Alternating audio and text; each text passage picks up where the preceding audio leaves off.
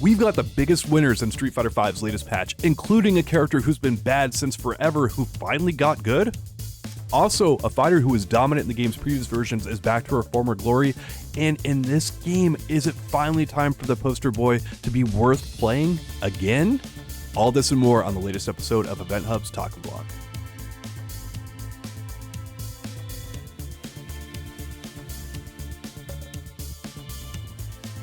All right, John, I wanted to get into the biggest winners here in the latest patch for Street Fighter V. And we have some unexpected people, but before we talk about that, if everyone can psycho crush the like button, and it would be a big boon here for the channel. We do appreciate that. I want to talk about it right now. Number 5, this list is ordered. Let's see if the list holds up here over time, but number 5 is Falk. This is a character I actually pegged for nerfs, and she's begun to win tournaments and is one of the easier characters from an execution standpoint to play, but Capcom went in the other direction and decided to buff her. The most notable change she received here, and you can see this in the footage, is an EX Fireball that can be canceled into to pump more damage into the opponent or just push them back or do whatever when you see a previous projectile has landed. It is also a combo extender. It's not like, oh yeah, it only has one use. No, it's got multiple uses here. You can see in one of the combos we have up on here, she does a normal fireball into EX Fireball and then does her up Psycho Cudgel, whatever the heck it's called. Also, she got Crouching Light Punch being able to be rapid cancel, which is actually a very nice little buff for her because it's one of her main defensive tools, and just to push people back to a range where she can control the matchup a lot better. That's actually quite nice for her. And then her V-Trigger 1 has more options to cancel into it, and her V-Trigger 2 got a hitbox buff to give it even further range, which I'm pretty okay with because that thing is kind of, compared to most other V-Triggers, is kind of like whatever. But I hope you like Falk because you're going to see a lot more of her going forward. She's going to be one of the more played characters in this season. So the way I'm seeing it and kind of taking what you're saying here is that she's a character that, like if you have a fulcrum, right, a balance, when you make a change with an easy to play character, it's easy to go too far too quickly, right?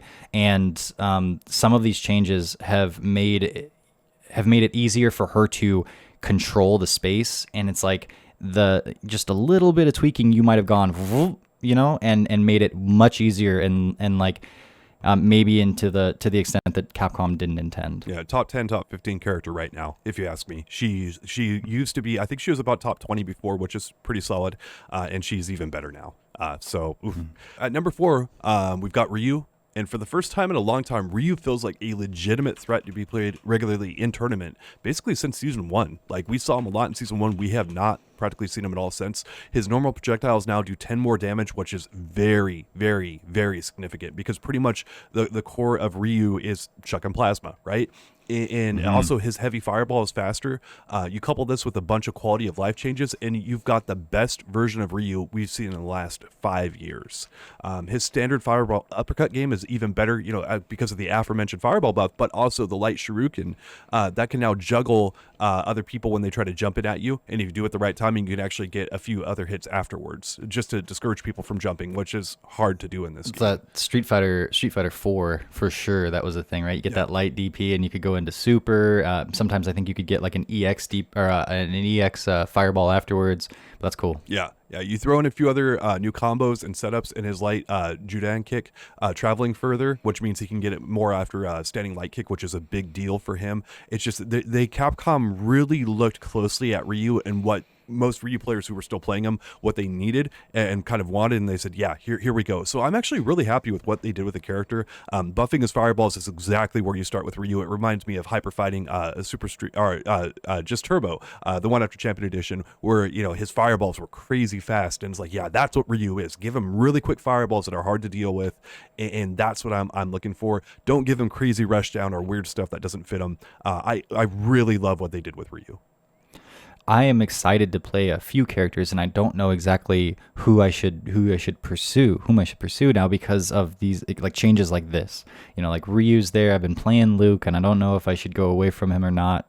Like there's some stuff with like Nikali and such, but the point is, like, I see these changes and I go like, I'm excited to go throw some heavy fireballs with Ryu and see what that implies, because like especially with Ryu, to adjust a move like that, and then they almost always do something to his fireballs, but it's like they're 2 frames faster or something like that. But this is like they've been buffing it for a while. This is like another one on top. He was already halfway decent before. This might be kind of like Omega mode Ryu, and that just sounds like a lot of fun to me. Yeah. Yeah, it's I don't think he's going to be a top 10 character or anything like that, because he just has so much ground to gain on there. But Ryu is really at his best when he's somewhere around the mid tier, and I think they've got him back now to maybe even mid high. Do you have kind of a read on where you think he's going to be at? I kind of said high mid before, like middle of the pack with a little bit of an advantage up. And I still don't know that he's going to be any better than like the likes of Ken or the likes of Akuma when it comes to Shotos. Kage, for that matter. Kage got some, he's another character that I'm interested in maybe playing or maining now. But yeah, I'd say high mid, maybe like top 15 at best, something like that. Makes sense. Kage is an honorable mention. He did not make my list, so we'll talk about him here at the end. But at number 3, someone who did make it is Gil. We've been waiting a long time for Gil to be good, and I think that time is finally here. It's pretty crazy that Capcom was able to get people to not choose the parry, because that's an incredible defensive move in this game, and you need defense in this game to succeed. But the Comet being able to be on screen at the same time as chucking other plasma is a game changer, especially in some matchups. I don't even want to think of like what Geef players are going to have to do to try to beat Gil now when he's got that out there. But not only that, but Gil is now able to charge up his overhead and standing heavy punch by holding the button.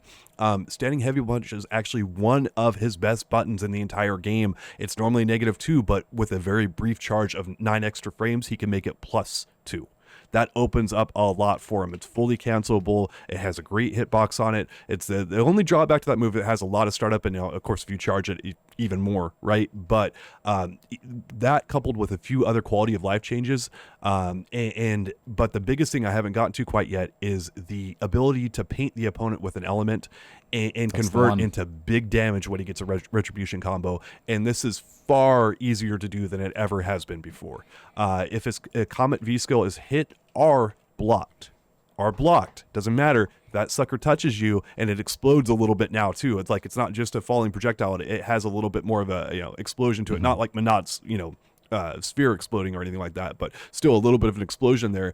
If that touches you, you have an element on you now, and Gil is just able to convert into massive damage and create massive amounts of pressure when he paints you with an element. And again, if he gets you with fire, your health like slowly goes down. If he hits you with ice, your stun gauge freezes. It's like, ooh, this guy's going to be a much stronger presence in tournament than he has ever been before. Yeah, you're not only set up for a retribution combo, you also have the debuff immediately of basically Fong's poison if you're on fire, or the frozen stun bar.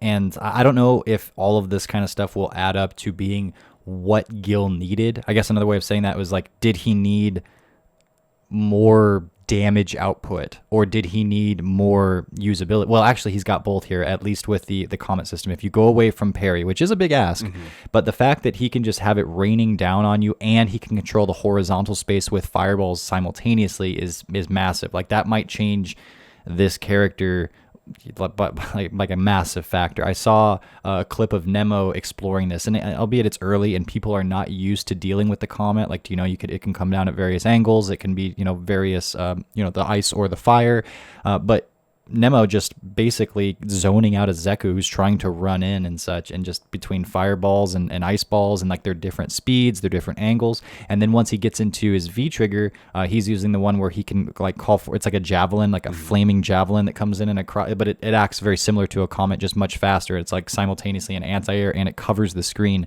So once that was in play as well, you've got ice balls, you've got fireballs, you've got comets, you've got meteors, you've got everything under the sun, and it's like you're not getting close to Gil at all. And it was funny, like the Zeku players like trying to slide and stuff and just getting clipped by every little thing, just barely doesn't reach, and ends up spending all of his life trying to do so. So if that's at all indicative of what it's going to be like to fight Gil here in the last season, that is pretty scary, and he might climb quite a bit but we'll also have to see as people, actually lab comets and such, where everything actually shakes out. Yeah, giving up the parry is just so huge. Again, one of the best defensive tools in the entire game.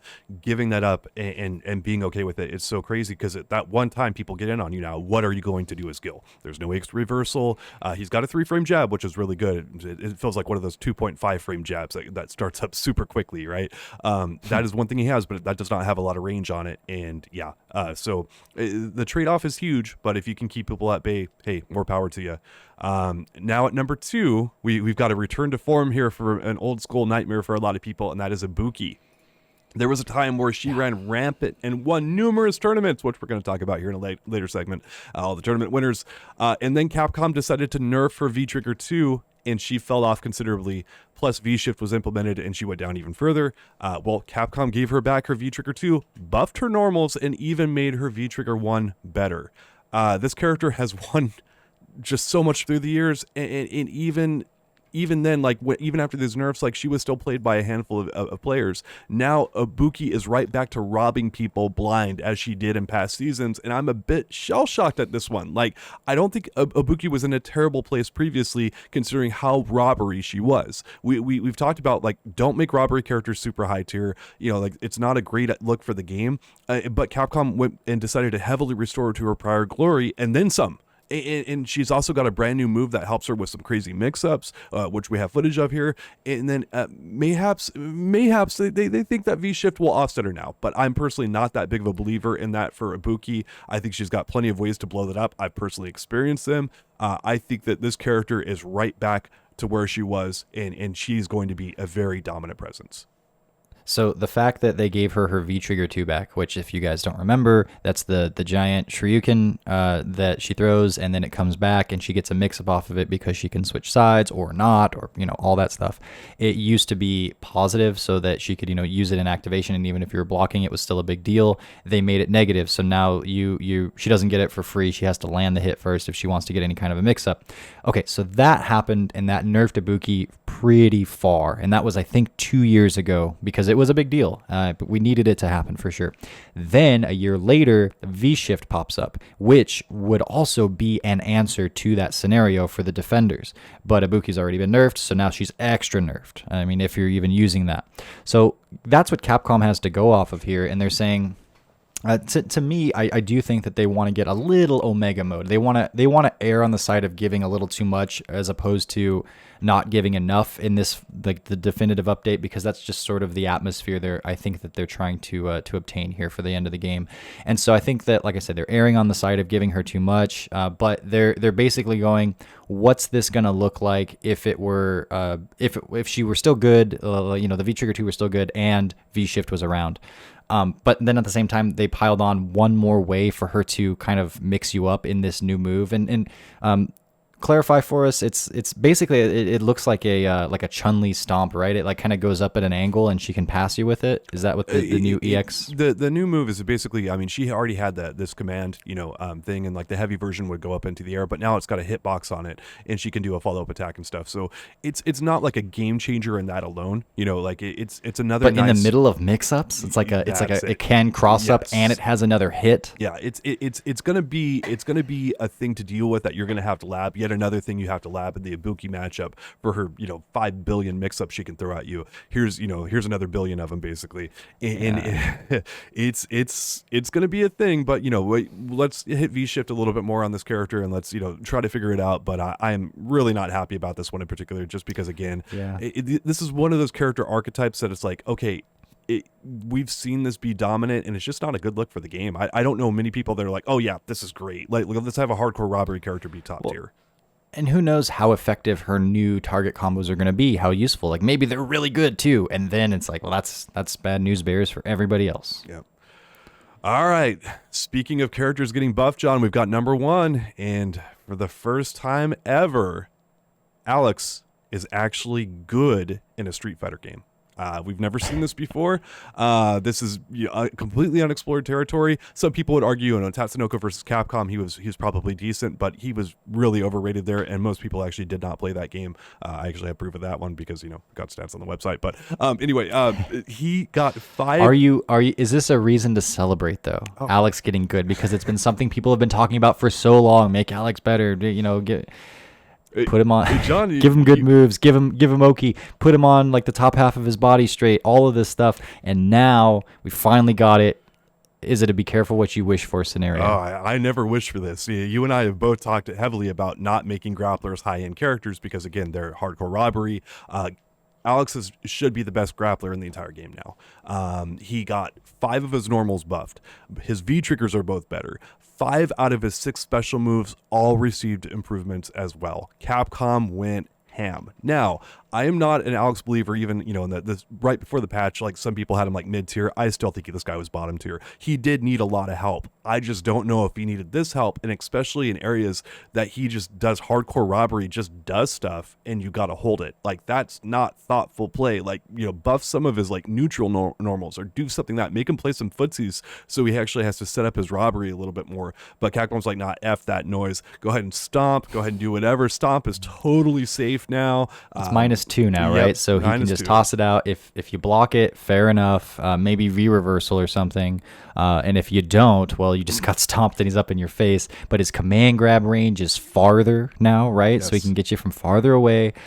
He can do, as I read it, like he basically has access to more Street Fighter 4 combos, and that his jabs have more advantage, so he can link them and then maybe go into like jab light into a special move, right? So he can open you up more effectively once he's in, which fair enough. Like maybe that's like the kind of change that Alex could use, but it's also with I don't have to play as much neutral. And then his V-trigger 2 buffs, as far as I can tell, like that's the kind of move that he's trying to catch you, like are you standing or not? And it's sort of like a throw stuff at the wall, similar to the EX stomp nerf. Buff. And yeah, I do feel like he's been tweaked a decent bit to be more like it behooves an Alex player to throw more at the wall and see what sticks. And like that's just not the style of play that I want to see in my Street Fighter games, man. I'm sorry if you do. Comment, let us know if you like to play Street Fighter wrong. But it's John. You know what? It's finally time to learn the Alex matchup. It only took us 6 years to get here. We're actually going to have to learn it now. That is one of the things about Alex is he does kind of get away with murder because like no one really. They're like, I could learn the matchup, but why would I? Now you actually do have to learn the matchup, and it is. I have seen a lot of even top end players who are like, how do you counter that when Alex does that? And this is when he was like low tier and stuff. So we're actually going to see people labbing him. We're putting in some time. That part I am actually happy about because I do like Alex. I actually played him in Third Strike. But I don't like grapplers being this good. Scream in horror, scream in terror, because Alex is running down your neighborhood in those I give up pants and shirt and other stuff like that. But it doesn't matter because Capcom's not going to let him give up because he is way better now. Beware of Alex. All right, so are you excited for this year of Street Fighter 5, or are you more intimidated? Love this game, man, and they buffed Rose. I don't think she's like super high up, in terms of like, it's a lot of quality of life stuff for her, and she was not the greatest of characters, but I'm fine with that. I've never minded playing low tier. You give me Rose in any Street Fighter game, I'm super happy, especially this one. But I did have a few honorable mentions, though, John, before we close out here. I do want to mention Mika's Passion Rope being back. That's her Irish whip. It's a huge deal for this character. And prior to this nerf, when they put that in there, she was one of the winningest characters in the entire game ever. So I remember season 1, baby. I remember. And she did have like the advantages of like drop kick crush counters paired with input delay. So there was that. Yeah. But man, the thing that everyone remembers is you're in the corner no matter where you are. Yeah. And that's a bad place to be against Mika. Yeah. No, she only gets it on her back throw like this time now. Like it's not the same as it once was. So she's got to play a little bit more of the positioning game. But again, Capcom really feels that V-Shift is like just this game changer that we have not seen at the pro level yet, but I'm imagining with their internal players, V-Shift is used quite a bit more often, and I think that's what's going to happen here. But also they buffed 4 of her normals in significant ways. Boy, Mika's coming back. And then one of your prior mains, John, Kage. He got buffed. This is cool. Yeah, buffs to 6 of his normals, and a bunch of his specials were improved as well. He just got a lot of stuff, and it should help him be a good bit better than he was previously, although just how much better in the game's ratings is up for debate. Like, he's definitely better in a vacuum, but how much better is he in the context of the actual game? So that's why he's just a mention right now, and I'm actually very happy for Kage players, because they've generally got the short end of the stick throughout this entire game's lifespan. He's never been that great, and so I'm really He'll happy be a cool character to be a high tier Yeah. that is used in tournament Yeah. because he's flashy. Like and he's a Shoto, so it's like it's kind of more acceptable. And it would be nice to see someone who's not a Kuma. And not Luke, for that matter, although I don't think you're going to see a lot of not Luke. I think you're going to see a lot of Luke. But yeah, I'm excited to see how it feels to play Kage and to see what people come up with now. Now that he has a fireball and better normals and a better ability to play neutral and some more damage. Yeah. I don't think he needed that, but we'll take it. Yep.